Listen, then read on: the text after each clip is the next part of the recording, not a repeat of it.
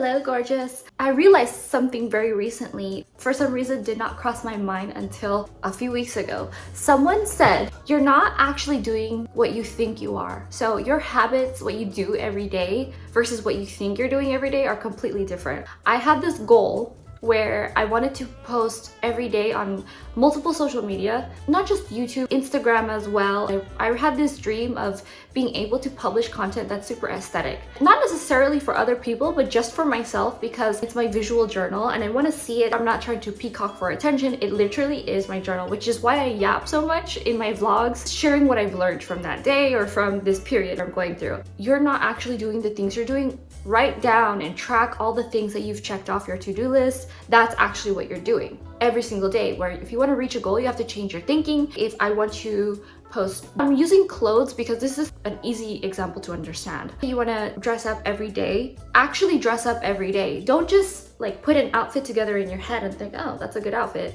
No, actually wear the outfit, actually take selfies in it, take pictures. And if you don't like the pictures, go somewhere aesthetic. Create a little aesthetic corner in your home. I have mine here. This is my little wainscoting paneling wall. I get a lot of compliments on it even yesterday. Realign what it is that you're doing to be more toward your goal. Ask, does this take you closer to your goal or does this take you further to your goal? Whether it's sorry, I haven't even had caffeine. Long-term goals or short-term goals. I'm not saying these are the hard things that you want to look in 5 years time and look back. You can, that's cool too. I thought for a very long time that I was posting a lot of style content and I wasn't. And I was so upset because I had this weird FOMO in my head. I saw people who started around the same time as me about YouTube or on Instagram and they made strides way past me. They created a community. That's my ultimate goal. Like-minded, fabulous people. If it's 2 people, I'm a happy camper. I thought I was posting all of these outfits. I thought I'm posting this selfie, it's just a close-up, or I'm posting what I'm doing, which is fine, you're posting, but I realized I'm not even posting that often, first off. Second, I'm not even posting outfits. So what am I doing? Why am I not posting outfits? Why am I not doing the thing that I wanted to do? I just want to record and see all my cute outfits that I made over time, the clothes I had, because it also gives me a sense of my inventory, how I'm styling things, if I look like a dork. I was thinking you could apply this to a lot of things in your life where I thought I was journaling consistently. I thought I was working out consistently. Recently, I did this life reset and dropped the ball. Or it's not that I dropped the ball all at once. It's that life was going gradually, event after event, is going downhill with my discipline. And something people know about me is I am very disciplined. I grew up with a really tough family. I grew up waking up at 5 every single day. That was totally normal. And practicing piano first thing, cleaning the house first thing, and doing all of these things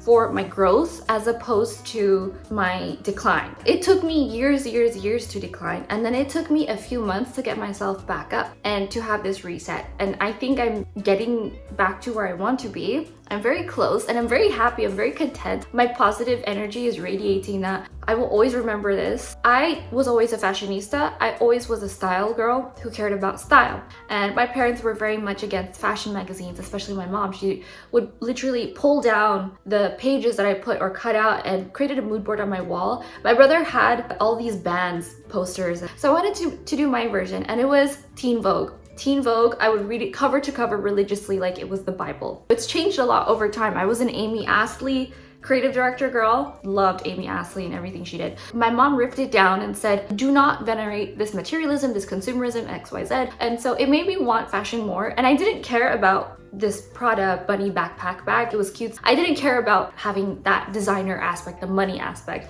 I cared about the style. I cared about the fact that Gwen Stefani was being profiled because she's from Orange County, that's where I'm from. She had all these crazy outfits that were colorful and interesting and unique and very stylistic. You could tell it's hers right away. It's very signature. You can turn away, you know it's her right away. So I thought that's fabulous. It's a form of identity capital, the way to express yourself. I really love that about dressing up. And so I was very unique like that when I was a teenager, where I always had this certain style in my head and I tried to recreate it. And I even sewed my clothes. I had friends asking me to sew their clothes and literally embroider, hand stitch items for them, which was one of the most fun And I did it for free. I did it for the love of it. I love clothes, and I still hand sew items till this day. I don't use a sewing machine. I'm very haute couture about it. Anyway, so one day it was Halloween and everybody dressed up. I didn't dress up, and it was during the school day. And there is this girl who came up to me and said, if you dressed up, I would have respected it. Usually, if people dress up for Halloween, they're kind of seen as a dork or someone who's trying, which is not cool.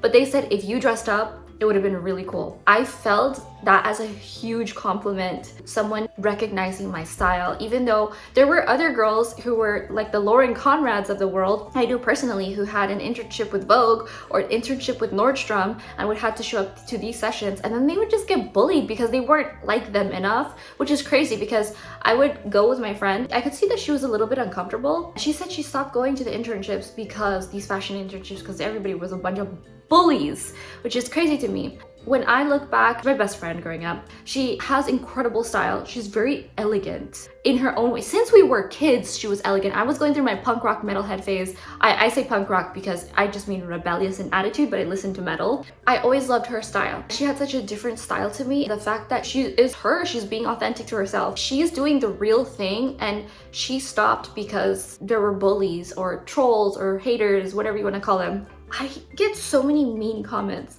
And I was talking to my friend who's an influencer. He became very successful. He also always wanted to post similar content. He reached out when he only had a few followers. Now he's way more successful than me, and I think that's awesome because he's doing essentially what I do, but for guys. And I realized I'm not actually doing what I think I'm doing because I stopped posting. I'm not posting regularly. Even the people who are posting regularly, some of them stop because of the backlash, the feedback that they're getting. It made me think of my friend growing up where she got really bullied for what? Because she's beautiful, because she has great taste. She's really beautiful too, by the way. All the other girls there were beautiful and had great taste as well, so I don't understand why they bullied her. I used to think that I was super in shape. No, I actually used to be in incredible shape. Back when I was really toned and you could tell was when I was having the most fun. And I wasn't thinking about working out. I was just thinking about going out and doing athletic things like ice skating, dancing, fencing,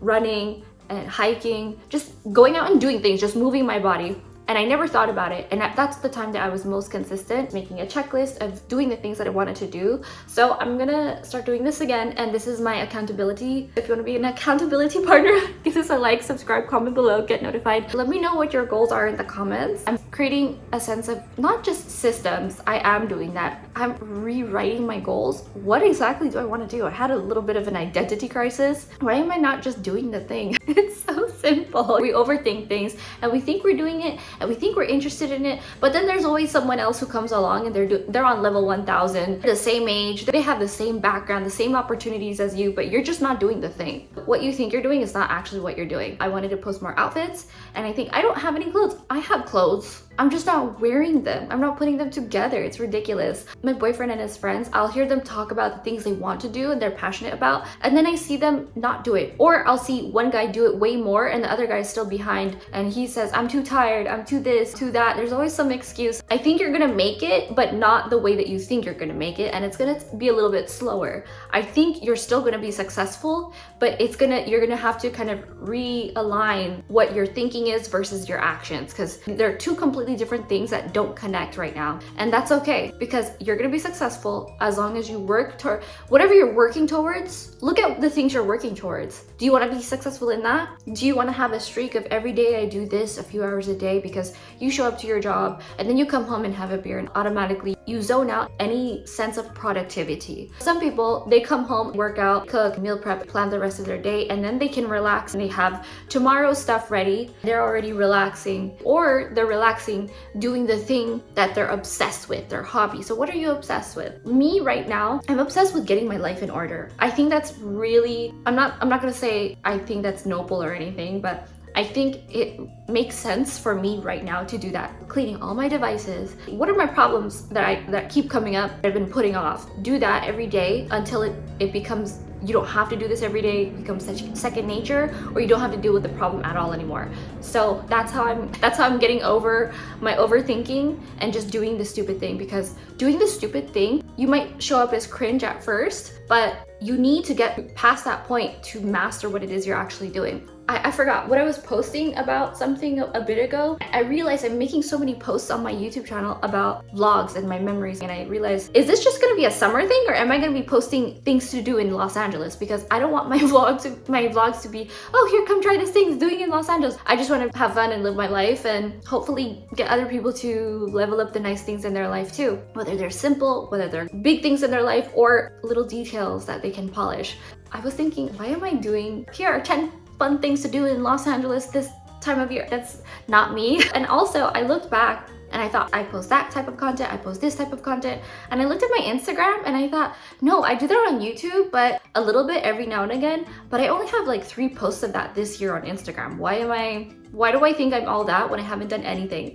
In my head, I'm talking, saying, I'm doing this, I'm doing that. I want to do this and I want to do that is really what it is. No, just do the thing. Just do the stupid thing, be cringe, be embarrassing, learn the hard way the first few times and talk about whatever it is that you're talking about, and then redirect and then clean yourself up. You can always take those posts down later or archive them and make fun of yourself later and look and laugh. Look how much I've grown. Whatever it is that you want to do, just actually do it every day a little bit. It's funny because the small everyday things, I'll do those things. It makes a world of difference in how I see myself and how I feel accomplished and how I fulfill myself and do my goals, attack my goals, execute my goals. It's so aggressive how we talk about goals. You gotta body slam your goals. Do the thing, especially when you don't feel like it. When you don't feel like it is when you need to double down. Integrate it naturally, feel it, be it, exist it, so that you realize, oh, okay, I'm doing the thing now. That's cool. That's cool. You'll see a track record of it straight across your checklist board of every single day on your planner, and then you're proud of yourself. قوموا بزيارة الويب سايت stylegia.com واشتركوا للحصول على أفكار ملابس أسبوعية مجانية